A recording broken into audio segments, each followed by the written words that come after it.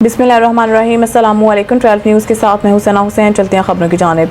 बिहारी से हमारी नुमाइंदा मलिक अब्दुल गफ्फार की रिपोर्ट के मुताबिक मेल्सी हॉक्स स्कूल सिस्टम मेल्सी की जानिब से डॉक्टर्स बनने वाले ओल्ड स्टूडेंट्स के एहसास में एक पुरवकार तकरीब का इनेकाद किया गया।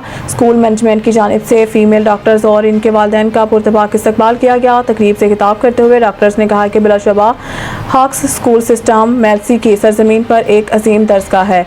इस तालीमी इदारे ने कई डॉक्टर्स, इंजीनियर, ब्यूरोक्रेट्स, वकला, सहाफ़ी, पुलिस ऑफिसर्स, आर्मी ऑफिसर्स जैसे अजीम सपूतों की बुनियाद रखी।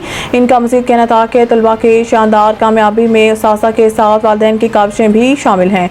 डॉक्टर्स ने उस्ताज़ा के साथ अपनी पुरानी यादें ताज़ा की। उन्होंने क्लास प्ले ग्रुप से डॉक्टर बनने तक के सफ़र के वाक़यात बताने के साथ साथ एक बेहतरीन और कामयाब तालिब इल्म बनने के लिए अपने तजुर्बात से भी आगाह किया।